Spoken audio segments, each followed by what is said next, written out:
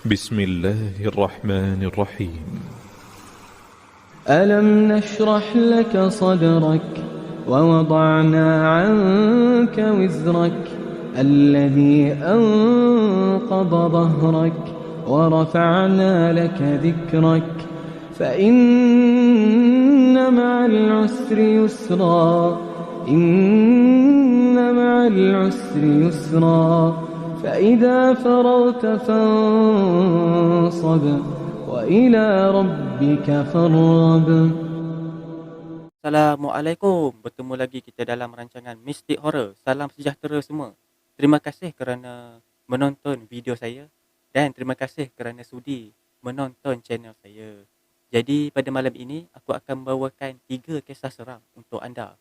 Harap anda terhiburlah. Jadi kepada anda yang dah subscribe, terima kasih banyak-banyak. Dan kepada yang masih belum subscribe, jangan risau, anda masih belum terlambat untuk berbuat demikian. Jadi pada malam ini aku akan membawakan sebuah kisah Aku akan membawakan 3 kisah seram. Dan kisah yang pertama ini berkaitan dengan Pulau Pinang. Rahsia. Tajuk dia rahsia. Tapi berkaitan dengan Pulau Pinang. Pulau Pinang ni dia ada satu jambatan tu. Dia ada satu jambatan yang dikatakan agak seram.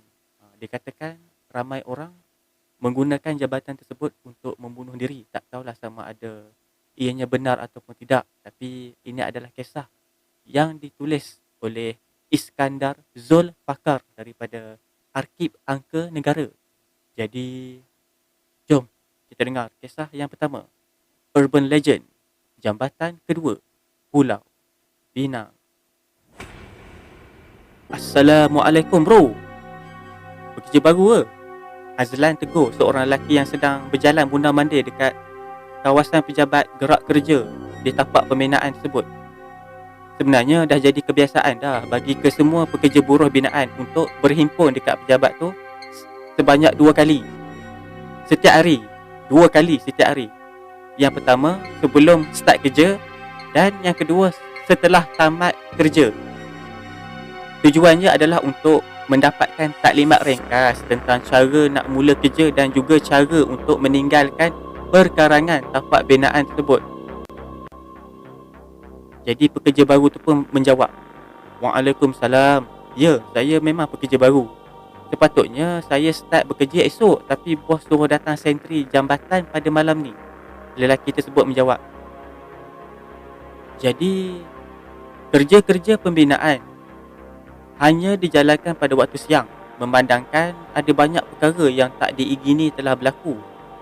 Semasa bulan pertama pembinaan jabatan tersebut yang menjadi landmark kepada negeri Pulau Pinang, pihak pemaju masih mengarahkan kerja-kerja dijalankan pada malam hari. Tapi setelah peristiwa demi peristiwa yang tidak diingini telah berlaku, jadi pemaju telah decided untuk stop kejap kerja pembinaan pada waktu malam. Jambatan tersebut dah hampir nak siap 100%. Hanya ada beberapa lagi kerja yang perlu dilakukan sebelum ianya dibuka kepada publik, iaitu pengguna jalan raya lah. Namun pada waktu malam, kerja-kerja yang tidak melibatkan konkrit seperti wiring tiang-tiang lampu masih tetap kena buat walaupun faktor keselamatan yang masih boleh dipertimbangkan. Selain itu, kerja sentri jambatan pada waktu malam juga turut dijalankan. Azlan telah menjadi ketua sentri dekat jabatan tersebut. Boleh kata setiap malam lah dia pasti akan berulang-alik melalui jambatan yang belum siap ini untuk memastikan orang ramai tak guna. Minggu lepas, dia dah menghambat orang ramai yang tetap nak datang berkunjung ke jambatan itu walaupun dilarang untuk berbuat demikian. Faktor keselamatan orang ramai sangatlah penting kerana kerosakan pada jabatan boleh berlaku dan ianya juga akan menjejaskan keselamatan orang ramai. Jadi sebab itulah pihak pengurusan telah decide untuk tutup jambatan ini walaupun dah hampir siap. Sepanjang kerja-kerja dibuat yang melibatkan konkrit, pada bulan pertama sahaja pelbagai perkara buruk berlaku. Macam kemalangan ngeri, kemalangan yang melibatkan konkrit ada kes seorang pekerja kakinya hancur akibat ditimpa konkrit yang tiba-tiba jatuh ke atasnya. Ada juga yang mengadu selalu terdengar suara memanggil nama mereka yang datang daripada dalam laut di bawah jambatan tersebut. Oleh sebab itulah kerja-kerja yang melibatkan konkrit ni dihentikan sementara waktu, iaitu pada waktu malam. Suasana sepi dan gelita pada waktu malam terus memenuhi segenap ruang di atas jambatan yang hampir siap itu. Maklumlah, cuma ada beberapa orang je pekerja yang wiring tiang elektrik dan juga Azlan bertemankan seorang lagi co-worker ataupun kawan kerjanya. Kalau begitu, kita berdua lah sentri malam ni. Aku Azlan, salam kenal. Azlan menghulurkan tangan untuk berjabat ataupun bersalam tanda perkenalan. Salam perkenalan Azlan, nama aku Bakri. Aku harap sangat hang boleh bagi aku tunjuk ajak. Maklumlah aku orang baru, banyak yang aku kena belajar ni. Tak apa Bakri, aku yakin hang boleh buat sebab itu management pilih hang. Selamat bertugas lah. Tapi jangan risau, aku akan tolong hang. Tapi untuk malam ni kita sentri sampai hujung jambatan. Aku akan ikut hang sebab hang pun tak biasa lagi. Dalam pemikiran Azlan ada beberapa tanda tanya. Kenapa manajemen tiba-tiba tukar orang baru untuk sentri, sedangkan Bakri ni bukannya rasmi lagi jadi pekerja sebab dia pun baru nak mula esok. Jadi Azlan pun ambil telefon pintar dia untuk cek jadual sentri yang dia save dalam galeri. Bila dia tengok jadual sentri tu, giliran malam ni untuk partner dia adalah Fairuz. Oh, patutlah si Fairuz rupanya. Sah budak ni mengelak. Pemalas betul budak ni. Patutlah manajemen hantar budak baru. Mesti dah tak ada orang nak ganti tempat si Fairuz ni. Azlan bermonolog. Kenapa hang kena ikut aku? Bukankah kalau sentri kita kena berpecah ke? Tanya Bakri dalam kebingungan. Sebab dia dengar Azlan cakap nak follow.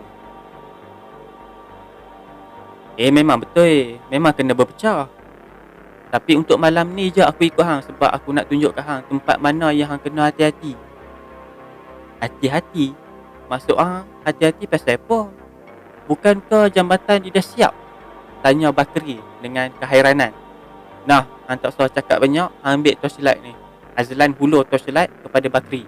Apa ni Lan, aku dah ada torchlight. Apa hang nak bagi ke?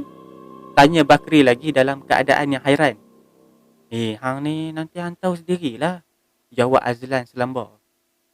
Bakri, kita sentri dekat tengah-tengah laut, hang tahu tak? Tapi disebabkan hang duduk atas jabatan, sebab tu kita tak perasan. Sebab bawah tu laut. Kalau laut, faham-faham lah ya, tempat makhluk-makhluk tu suka bermain. Jelas Azlan. Dah tu Lan, tak payah duk cerita dah. Hang jangan duk nak lemahkan semangat aku. Ni hari pertama aku kerja, kan aku berhenti lah. Itu adalah kata-kata yang disambut oleh ketawa oleh mereka berdua. Jadi lepas selesai solat maghrib dekat pejabat gerak kerja tu, mereka berdua pun mulalah bekerja. Azlan naik motor jenis Honda EX5. Lan ni selalu bawa motor dia yang EX5 ni untuk teman dia meredah bayu sepi dan gelap gelita di atas jambatan tu. Motor Bakri turut berada betul-betul di sebelahnya. Kebetulan pula pada malam tu tim maintenance elektrik atas jambatan tak masuk kerja lagi. Lagilah bertambah sunyi dan sepi. Jadi mereka pun start lah kerja dengan lancar pada mulanya. Sampailah mereka sampai dekat bahagian tengah jambatan tersebut. Bakri tiba-tiba saja stop motosikal dia dekat bahu jalan melihat tindakan melulu yang diambil oleh Bakri tu. Dan Azlan turut sama memberhentikan motosikalnya. Kenapa hang berhenti Bakri? Tiba-tiba pula tu. Payah tahu tak? Nasib baik tak langgar hang. Azlan bebel kepada Bakri. Dan Bakri pula buat memek muka terkejut yang teramat sambil mendekatkan dirinya kepada Azlan. Dan Azlan pula rasa pelik dengan tingkah laku partner baru dia tu. Lan. Aku dengar ada orang panggil nama aku, Lan. Aku nak pergi tengok, Sat. Jadi Bakri ni pun pergilah dekat divider yang menghadap ke arah laut.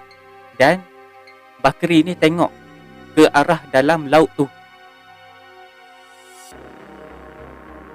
Angin bertiup kencang secara tiba-tiba. Lautan terus bergelora.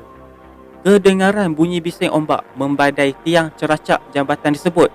Bersama bunyi bising itu jugalah bunyi suara wanita memanggil nama Bakri. Terus menerus memanggil tinggi nadanya. Bakri, Bakri. Suara panggilan tersebut semakin lama semakin kuat. Bakri terus tengok ke arah laut sambil mencari-cari kat mana arah datangnya suara tersebut. Dan serentak dengan tu jugalah kedengaran seperti sesuatu menghempas ombak di dalam laut.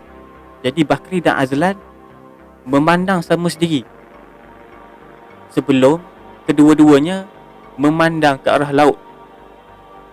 Dalam samar-samar malam berhiaskan cahaya daripada bulan purnama yang gah mengambang, mereka dapat lihat bentuk berlingkar mirip ular dalam saiz yang sangat besar sedang berenang ke permukaan laut.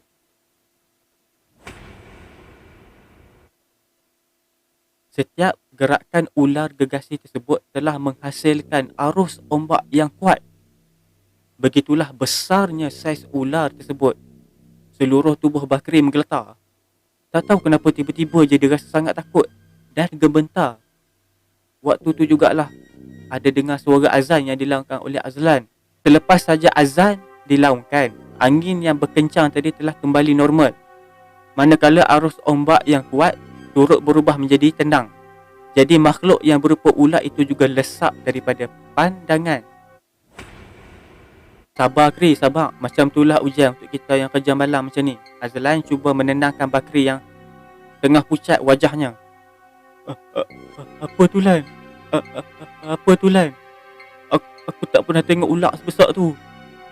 Hang ni, itulah jin Bakri. Jin dia boleh menyerupa macam-macam bentuk nak menakut-nakutkan kita. Mungkin boleh dia jadi ular supaya kita takut dan lari balik rumah. Aku dah biasa sangat semua ni. Bakri, hang pun kenal lah kuatkan diri kalau nak kerja kat sini. Aku yakin hang akan jaga sentri malam lagi lepas ni. Dan kalau hang kena sentri dengan aku, tak apa, aku boleh tolong jaga hang. Tapi kalau tak kena dengan aku, kena dengan orang lain, susahlah hang. Azlan cuba menasihati Azlan. Betul ke hang dah kenal sebelum ni? Boleh cerita dekat aku tak macam mana hang kenal? Bakri tanya dengan penuh rasa nak tahu. Macam-macam Bakri. Setakat gangguan ular gasi tu dah banyak kali aku nampak. Pernah sekali aku tengok dia menjala kat tiang ceracak jambatan ni. Hang bayangkan masa tu ada aku seorang. Aku hanya mampu tawakal. Alhamdulillah Allah tolong, aku lawan azan benda tu hilang. Apa lagi gangguan yang hang kena selain daripada ular tu? Bakri masih lagi nak tahu. Aku pernah kena kejak dengan bola api. Kisah ni dah berlaku 3 bulan lepas. Waktu tu pula aku kena sentri dengan si virus. Tapi budak tu malas. Last minute baru nak cerita tak dapat datang. Dah lah pengganti tak dapat nak cari, tak ada orang nak ganti. Lah aku kena sentri seorang diri. Waktu aku tengah ronda naik motor, tengah sentri, tiba-tiba je aku rasa panas. Datang dari bahagian atas. Bila aku tengok ke atas, masa tu lah aku nampak berpuluh-puluh bola api kejar aku. Nasib baik diligan aku dalam beberapa kilometer je. Jadi aku jumpalah brother-brother yang tengah wiring tiang elektrik. Mereka tolongku. Alhamdulillah semua berbola api tu pun hilang. Azlan berceritakan secara terperinci kepada Bakri. Ui, menarik juga jabatan baru ni. Apa lagi yang hang kena gangguan? Okey, ini yang last. Ni kira urban legend lah. Jambatan kedua Pulau Pinang ni. Hang tahu kenapa aku bagi hang torchlight walaupun hang dah ada? Mana aku tahu. Bakri jawab dengan selamba. Dan serentak itu jugalah sosok tubuh wanita muncul di tepi Bakri sambil hulur tangan. Tapak tangannya terbuka luas, manakala jari dia pula diangkat ke hadapan meminta sesuatu. Jangan tengok dia Bakri, nanti hang takut. Hang bagi ya torchlight tu. Satgi dia pi ya. Azlan bagi arahan. Jadi tanpa menoleh ke sisi, Bakri pun hulurlah lampu suluh dia ke dalam genggaman wanita tersebut. Walaupun Bakri tak menoleh, tetapi bau yang datang daripada wanita itu sungguh seram. Bau harum bunga melo. Jadi wanita tersebut mengambil torchlight dan pergi berlalu. Akhirnya hilang daripada pandangan. Hang tengok sendiri kan. Tu yang aku selalu kena. Dia memang suka minta torchlight. Nak buat apa pun tak tahulah, banyak sangat minta torchlight. Tapi itulah urban legendnya. Kalau tak bagi, dia ikut hang sampai rumah. Sebab itulah aku bagi hang satu lagi.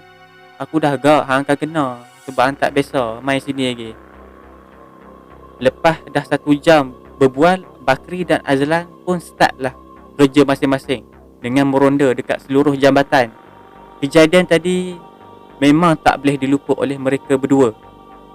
Itu adalah urban legend yang paling popular yang didendangkan oleh pekerja-pekerja.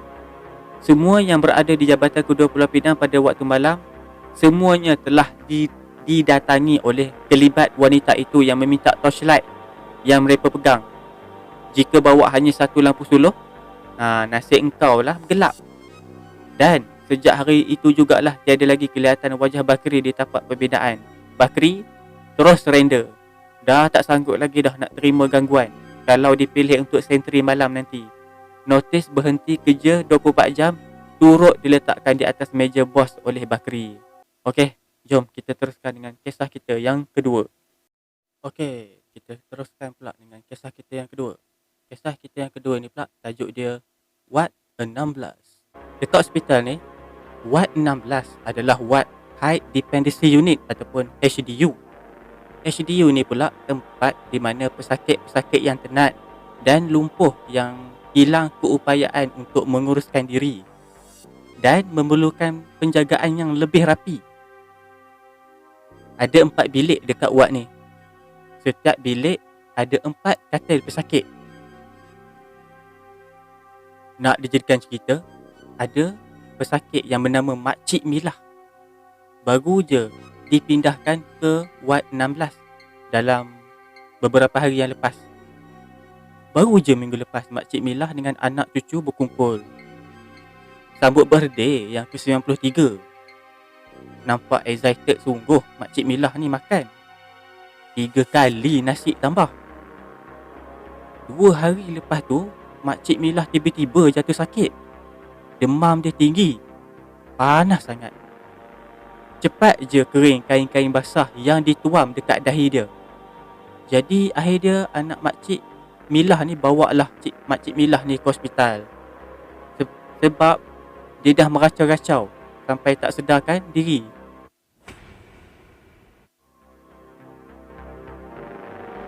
Pada mulanya Makcik Milah ni masuk ward biasa je sebab demam. Selain daripada tu, Makcik Milah juga disyaki menghidap jangkitan kuman. Jadi paras sel darah merah dalam darah dia rendah, kurang separuh daripada paras normal. Doktor kata lagi, dia orang pun confused kerana tak jumpa punca darah Makcik Milah. Berbeg-beg darah telah dimasukkan, tapi level darah Makcik Milah ni masih tak normal. Was dah buat, termasuklah prosedur masukkan tiub kamera ke dalam usus. Masih juga mereka gagal mencari punca. Lepas beberapa hari, doktor membuat keputusan yang Makcik Milah ni kena ada penjagaan yang lebih rapi kerana keadaan dia yang bertambah serius. Jadi Makcik Milah ni pun dipindahkanlah ke Ward 16. bilik yang berkatil 4 tu hanya didiami oleh Makcik Milah je. Dia seorang je ada dalam bilik berkatil 4 tu. Makcik Milah je yang check in. Belum ada pesakit lain. Jadi ada 3 katil yang kosong. Minggu tu pula ward 16 sedikit kosong. Hanya ada 2 sahaja pesakit lelaki dan seorang pesakit perempuan. Terpaksa lah Makcik Milah duduk seorang-seorang kat bilik tersebut. Anak-anak Makcik Milah selalu juga menjaga Makcik Milah, selalu teman Makcik Milah. Waktu Makcik Milah duduk dekat ward biasa ni, adalah seorang anak perempuan dibenarkan untuk tunggu Makcik Milah ni dekat ward. Tapi apa yang peliknya, dalam pukul 9 malam, Makcik Milah akan menjerit-jerit, meracau-racau, halau anak dia balik. Setiap kali Makcik Milah meracau, doktor terpaksa menyuntik ubat penenang. Dekat ward 16, tiada ahli keluarga yang dibenarkan di luar waktu melawat. Jam dah pukul 7, jadi semua pelawat telah diminta berpulang daripada ward. Makcik Milah baring seorang diri, hanya ditemani oleh nurse dekat kaunter di hadapan bilik. Mujurlah ada skrin monitor dekat kaunter jurawat untuk memantau keadaan Makcik Milah. Jadi pada malam tu, tepat pukul 9, Makcik Milah mula dah meracau dia. Dia mula dengan perlahan. Jadi sedikit demi sedikit, makin kuat. Jadi nurse yang duduk dekat kaunter ni boleh dengar lah, sebab dah dekat dengan kaunter nurse. Jadi nurse yang duduk dekat dengan katil, berhampiran dengan katil Makcik Milah ni, berpandangan sama sendiri. Lepas dia orang tengok sama sendiri, terus dia orang bergegas ke bilik Makcik Milah. Waktu tu terdengar suara Makcik Milah menjerit, "Keluar! Keluar!" Jadi pekikan Makcik Milah tu jadi kuat. Bila ditambah pula kehadiran 2 orang nurse yang masuk ke dalam bilik beliau. "Makcik, sabar makcik. Sabar makcik. Siti, tolong ambil kain. Ikat-ikat sikit tangan Makcik Milah ni. Habis dah drip dia cabut nanti." Tak sempat Siti nak pegang tangan Makcik Milah. Jarum yang cocok untuk masukkan darah daripada beg ke dalam urat dekat tangan tersebut tercabut. Memancut darah keluar, terkena cadar dan lantai. Ditambah pula tiang tempat beg darah yang digantung tu turut jatuh. Kalau kita pergi derma darah, dia ada satu macam, kan kita masuk darah kan, bila kita baring dia ada satu macam tiang tempat sangkut beg darah tu. Tiang tu lah jatuh, pecah, dan darah mengalir membasahi lantai. Tiba-tiba Makcik Milah terus lemah. Lembek tangan dia. Makcik Milah terbaring lesu. "Siti, telefon doktor on call, bagi tahu makcik ni meracau. Dan telefon juga cleaner, datang mop darah ni. Kak Lin, kemas katil kejap." Jadi Siti ni pun bergegaslah pergi ke kaunter nak call Dr. Kamarul. Kebetulan Dr. Kamarul bertugas pada malam tu. Jadi beliau pun menghubungi unit pembersihan ataupun cleaner untuk minta pekerja membersihkan darah dekat lantai. Kak Lin keluar daripada bilik dan rushing keluar daripada ward untuk cuci tangan ataupun menyalin pakaian agaknya. Dan 5 minit lepas tu, pintu ward dibuka. Ada pekerja lelaki datang bawa mop dan baldi. Jadi bila dia nampak pekerja cleaner ni datang, Siti pun tunjuklah dekat cleaner tu bilik tu, sambil memuncungkan mulutnya. Jadi pekerja cleaner tu pun masuk dalam bilik. Dan tak sampai 10 saat, dia keluar balik. "Nurse, tak ada kotor pun." Nurse Siti dah pelik. Dia jenguk balik dalam bilik Makcik Milah. Kelihatan Makcik Milah tengah tidur dengan tenang, langsung tak ada kesan darah di lantai. Siti pula dah makin pelik. Dekat mana pula Kak Lin pergi ni? Tadi ada darah banyak. Kejap ya saya tengok. Jadi Siti pun pergilah ke kaunter nak tengok monitor. Jadi video surveillance camera tu ataupun kamera CCTV tu di reverse ke belakang. Rakaman tu di reverse ke belakang. Jadi bila dia orang reverse balik rakaman tu, ada sesuatu yang menakutkan berlaku. Di mana kelihatan kelibat Kak Lin sedang menjilat-jilat darah di atas lantai dengan rakusnya. Tudung nurse yang putih tadi tu telah bertukar color menjadi merah. Dan tiba-tiba tangan lembut menyentuh bahu Siti. Siti dah nampak suara lembut Kak Lin membisik di telinganya. Okey, kita teruskan dengan kisah kita yang ketiga. Kisah kita yang ketiga pula. Kisah kita yang ketiga ni pula bertajuk Kisah Seram di Hospital.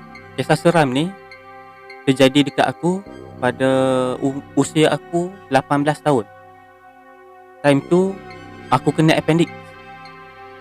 Aku punya appendix tu sampai tahap dah tak boleh nak berdiri tegak. Sakit sangat-sangat.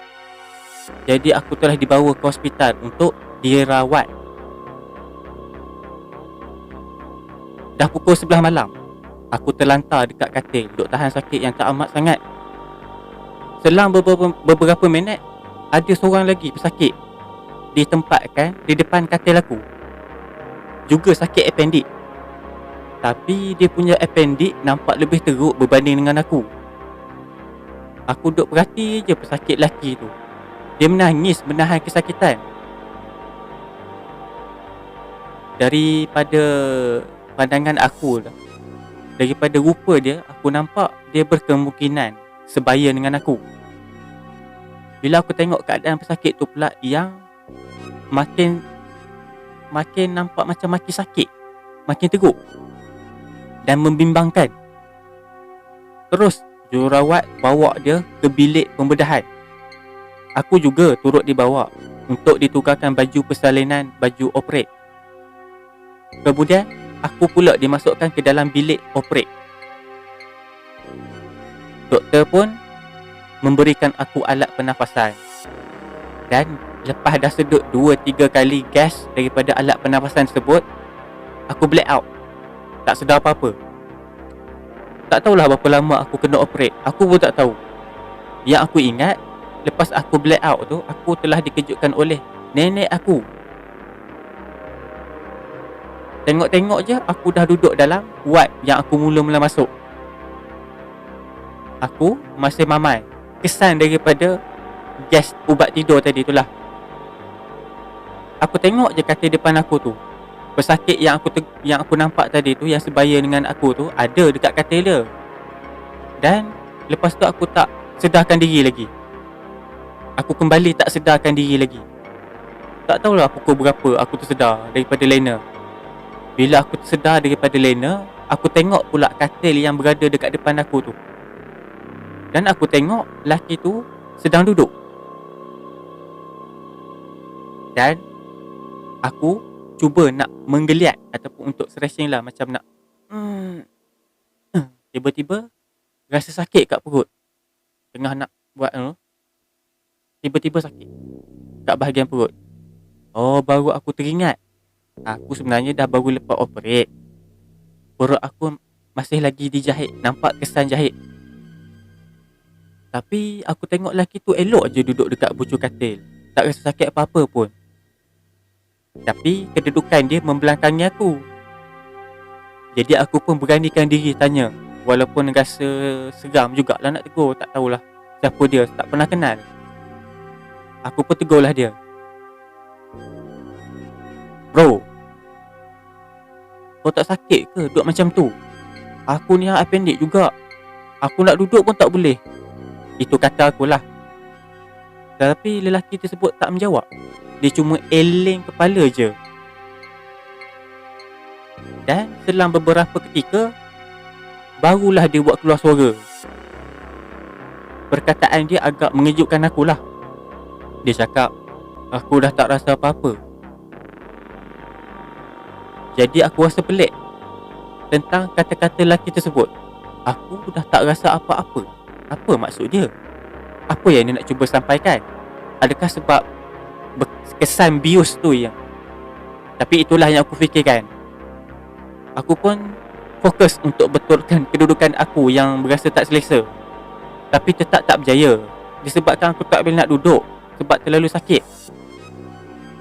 Tiba-tiba misi ataupun nurse datang dekat aku, bagi aku satu bekas untuk aku buang air. Nurse ni pun mungkin tengok aku bercakap seorang-seorang, jadi dia tanya, awak cakap dengan siapa? Tu dengan budak lelaki kat depan tu. Dia pun sakit appendix juga macam saya. Tapi dia boleh duduk. Tapi saya tak boleh duduk.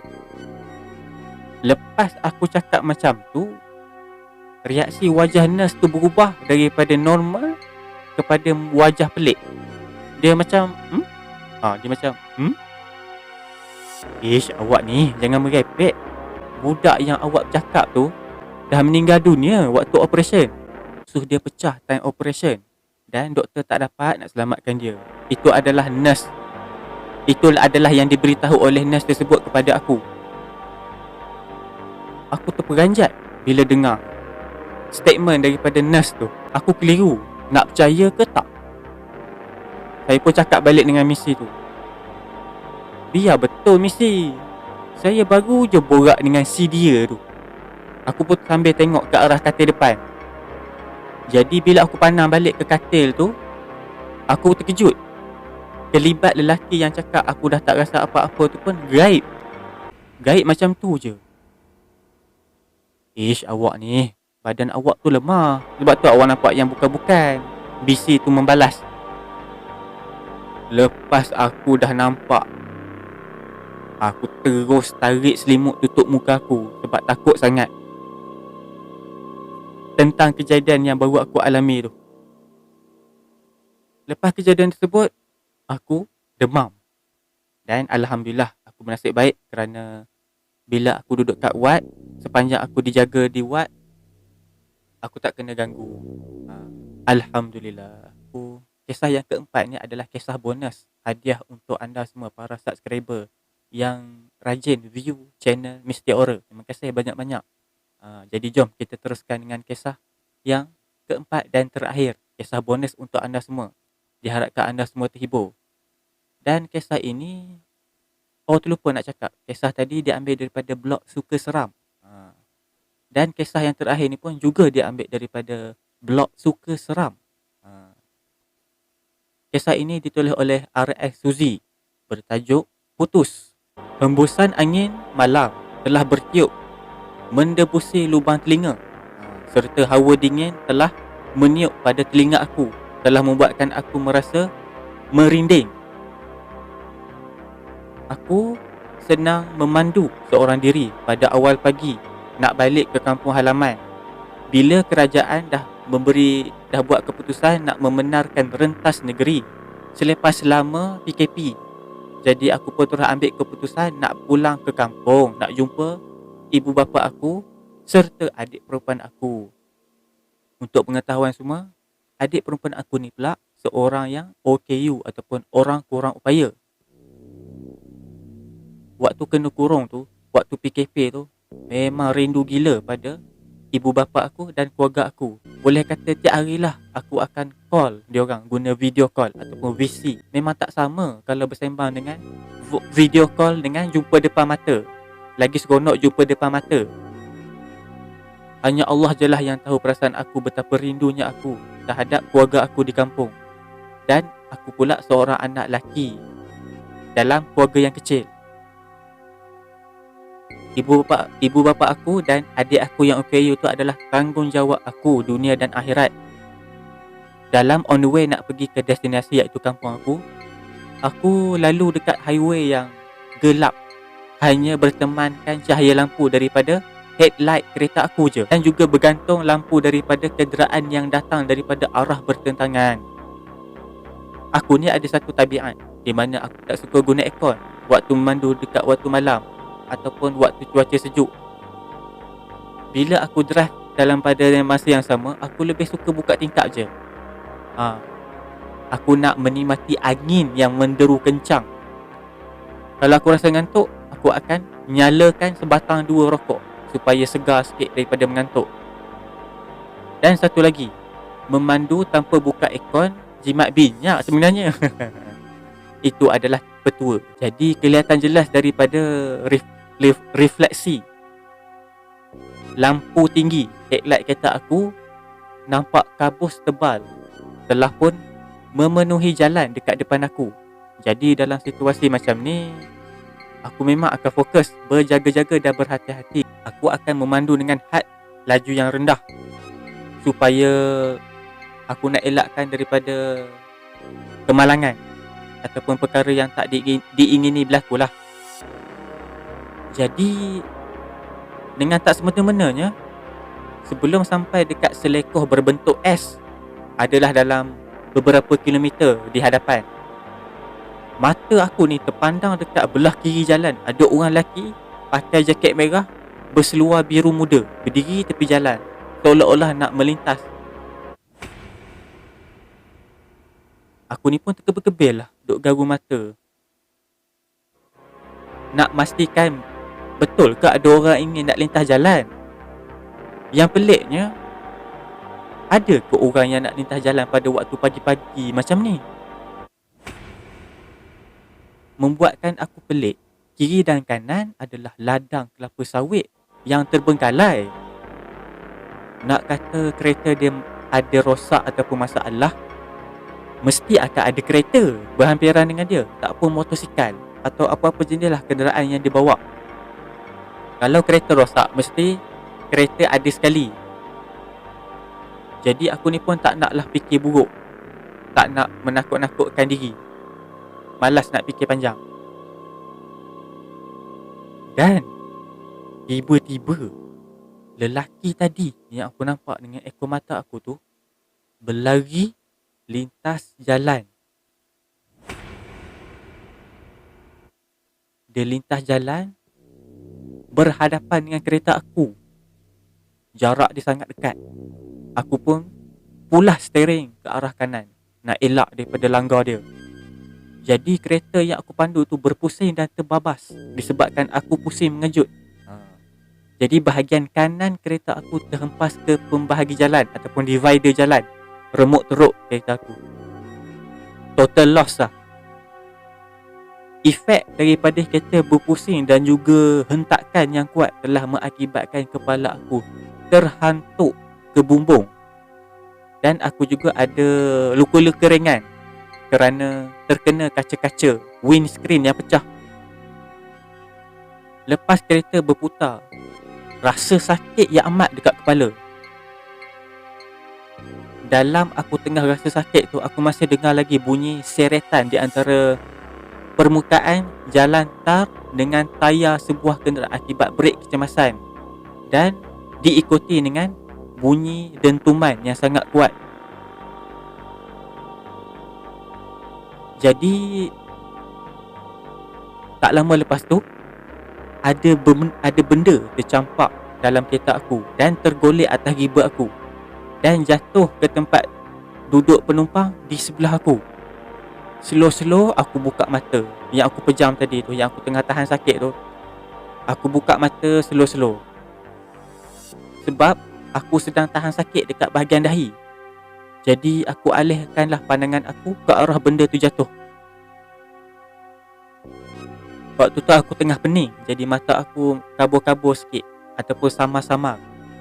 Dalam keadaan samar-samar tu, kelihatan ada objek berbentuk bulat.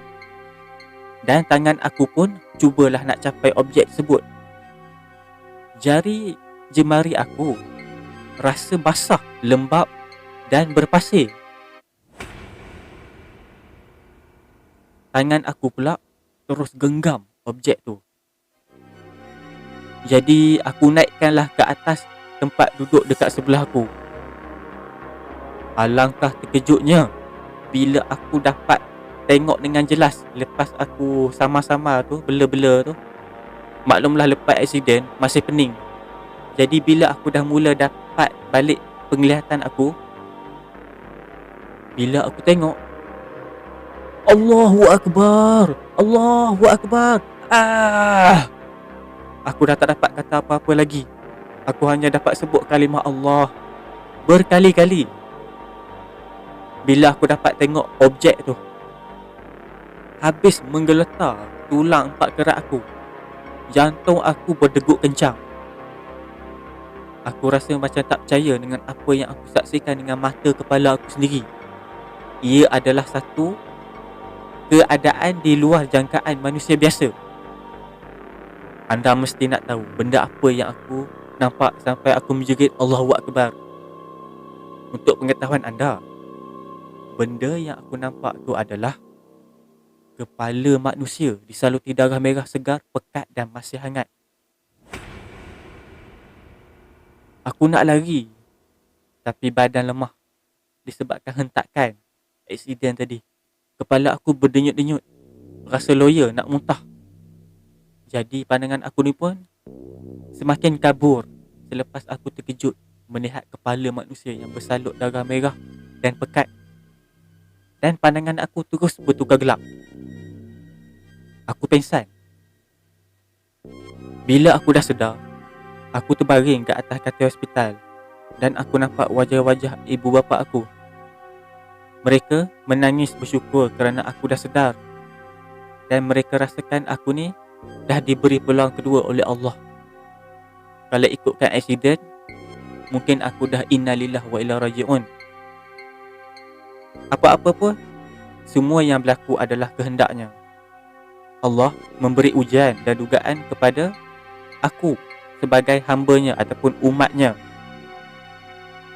supaya mengambil pengajaran daripada apa-apa yang Allah uji. Alhamdulillah aku tak ada kecederaan yang serius, kecuali darah beku yang telah pun dibuang selepas operate. Selepas aksiden, ada kesan sampingan daripada pembedahan buang darah beku daripada kepala aku. Migraine ataupun pening kepala pasti akan terasa sangat efek daripada operate. Jadi aku dapatlah cuti sakit daripada company yang aku kerja.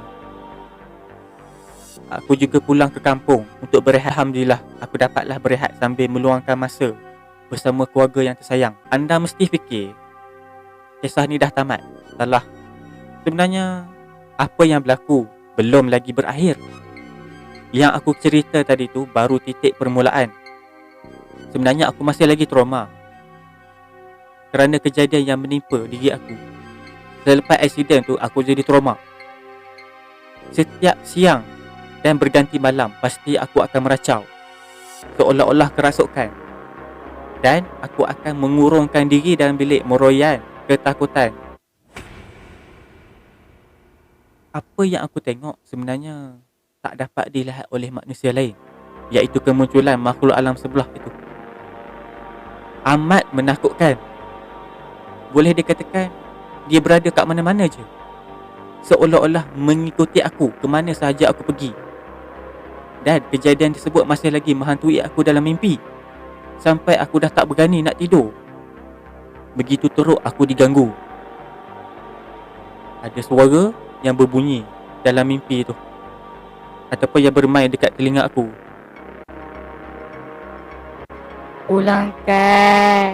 Pulangkan kepala aku. Itulah suara yang bermain-main dekat telinga aku. Suara garau yang menyeramkan, berbisik begitu tajam sekali. Dia muncul dalam bentuk makhluk berbentuk manusia yang pakai baju sama seperti orang yang melintas sebelum aku aksiden. Dengan darah pekat mengalir, memancut keluar daripada lehernya yang putus daripada kepalanya. Tangan dia nampak seolah nak terkam aku. Dan bayangan tersebut berada di sekeliling aku. Watak aku berlainan pula dekat siang hari. Aku suka bersendiri dan berdiam diri. Aku hanya bercakap sepatah dua je. Ada satu hari tu, time senja. Time tu aku dengan adik perempuan aku sedang tengok TV dekat ruang tamu. Aku dengan adik perempuan aku yang OKU tu je, berdua.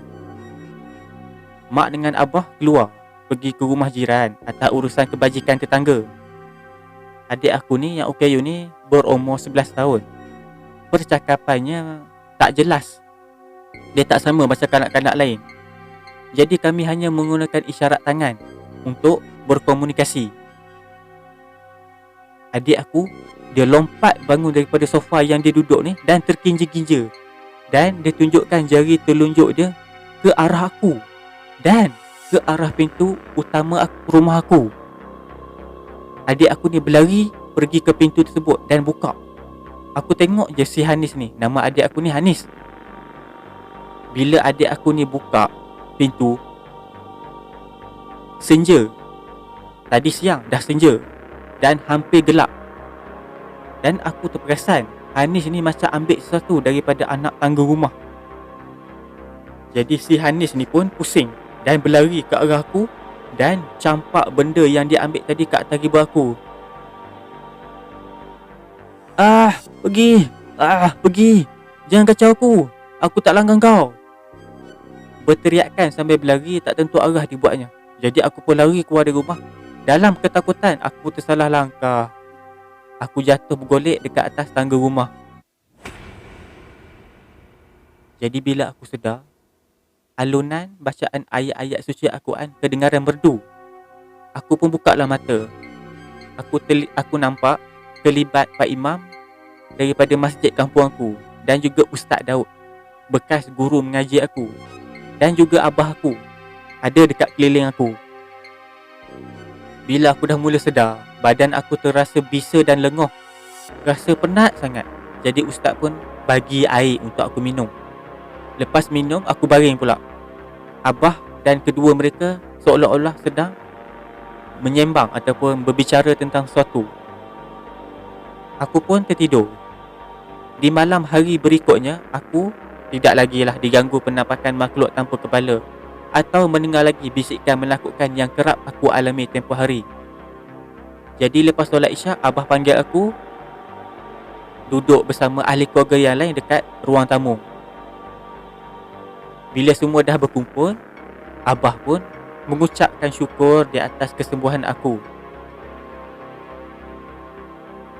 Jadi abah ni pun explain semua gangguan-gangguan yang berlaku kepada diri aku.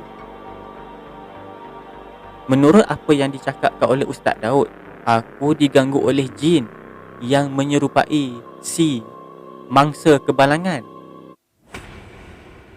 Dalam keadaan trauma dan jiwa yang kosong, sewaktu semangat aku lemah, jin telah ambil kesempatan nak masuk ke dalam jiwa aku, iaitu merasuk aku, dan ianya boleh mendatangkan mudarat kepada diri aku ataupun orang sekeliling aku kalau tak dirawat. Mungkin akibat tekanan dihantui penampakan yang menakutkan, aku boleh mencederakan diri aku, atau lebih teruk, apabila syaitan telah menguasai diri aku boleh mencederakan orang sekeliling aku ataupun orang tersayang. Jadi abah mengambil keputusan panggil Ustaz dan Tok Imam nak rawat aku secara ruqyah ataupun perubatan Islam. Lepas dah seminggu, aku duduk meracau dan bertindak seperti orang yang akalnya tak waras. Akhirnya semuanya kembali seperti sedia kala. Syukur Alhamdulillah.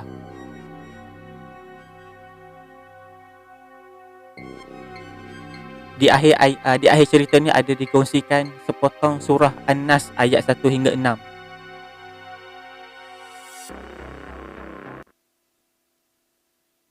A'udzu billahi minasyaitonir rajim. Bismillahirrahmanirrahim.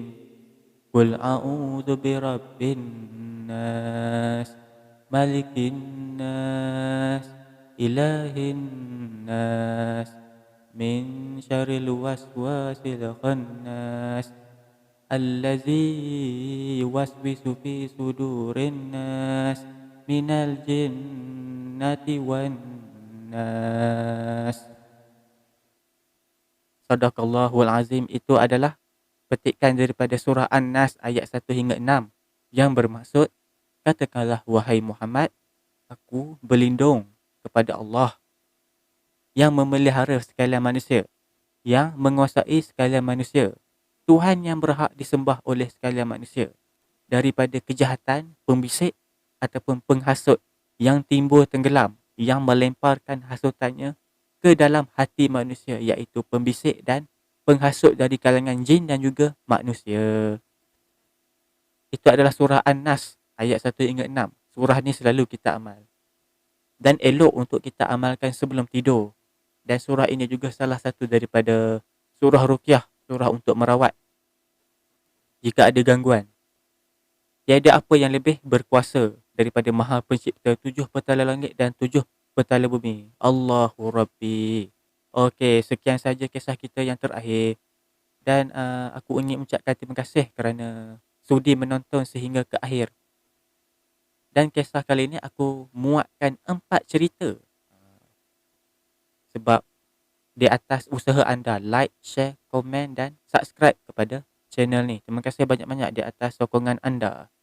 Jadi aku berikan tepukan gemuruh untuk anda.